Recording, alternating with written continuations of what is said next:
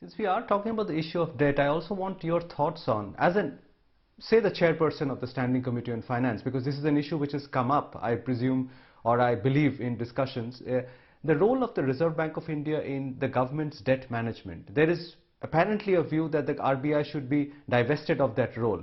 Where do you stand on that? Well, then that debate, that discussion has been ongoing for a very long time. And again, like any one of these trade-offs that we talk about in government, this is another trade-off, because on the one hand, the RBI has a very clear mandate for price stability. They've been mandated to keep inflation between 2 to 6%, 4 plus minus 2. That's their explicit mandate. On the other hand, as the debt manager for the government, obviously they would like to keep rates at a level where the government can borrow comfortably. So that becomes a balancing act for the RBI. And there are many experts, economists that have mentioned and advised the government that public debt management should not be part of the RBI's functioning, that it should become part of the government's activities, because the government is just one borrower. So the central government, in effect, is just one borrower among many other borrowers in the economy. And if you're just one borrower among many other in the economy, then the RBI should not be preferring the central government over other borrowers in the economy. So that is a strong view that many economists, many experts believe should prevail.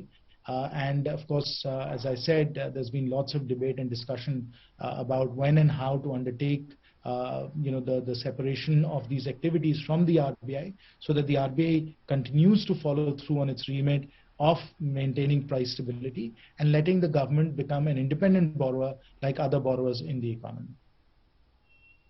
Staying on the subject of debt, Mr. Sinha, the one issue which keeps coming up in discussions is that the government plus state debt to GDP is now approaching 90%. I mean, while we are nowhere close to some Latin American countries and nobody's talking about a great implosion, but it is approaching a worrying level. Would you not agree?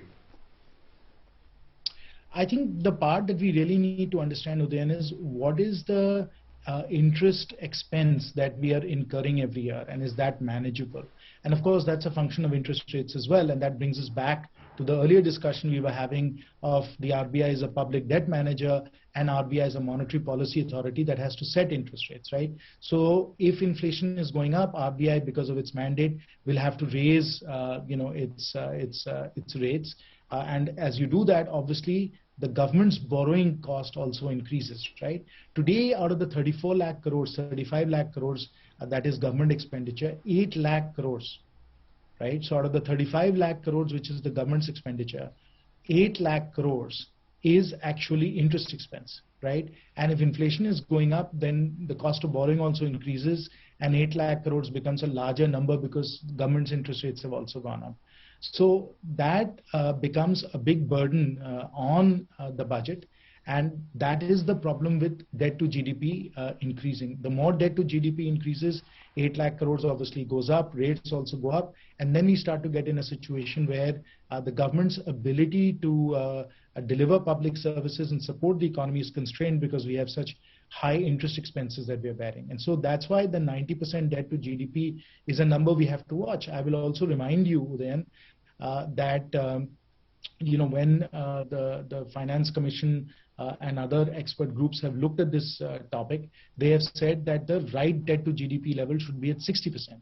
Right? Now we've reached 90%, and that's largely happened because of the COVID pandemic, where we've had to spend a very significant amount of money and take our fiscal deficit from 3%, 3.5%, which is where it normally is, to 9.5% and 6.8% and so on. That obviously is going to mean that the debt to GDP is going to increase. And the more that increases, the more rates go up, then the more pressure there is on government expenditure. Those are the dynamics, the debt dynamics that we have to be watchful of.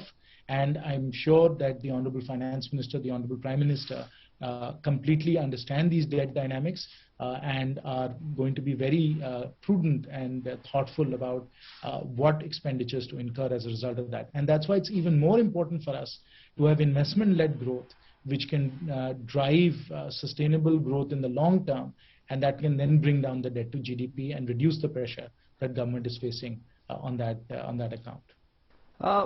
on this point, the government is not just the central government, it is also the combination of all or collection of all state governments. What are your thoughts on the nature of state finances post-pandemic? Because, you know, we keep hearing that the states cribbing all the time that they're not getting enough of GST transfers, and one can clearly see that their finances are not in good shape. And it's not only the central government which can spur growth. Yeah.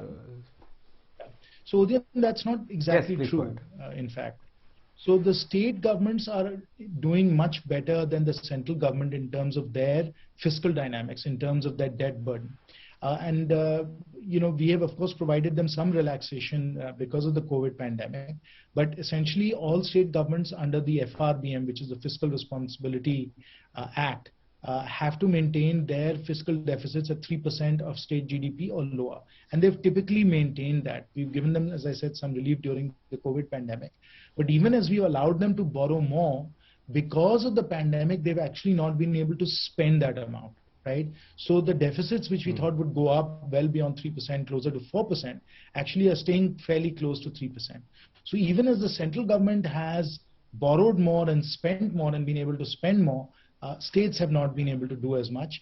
And so the fiscal health of the states is actually at this stage significantly better than that of the central government, which has had to incur significant expenditures to get us through the COVID pandemic.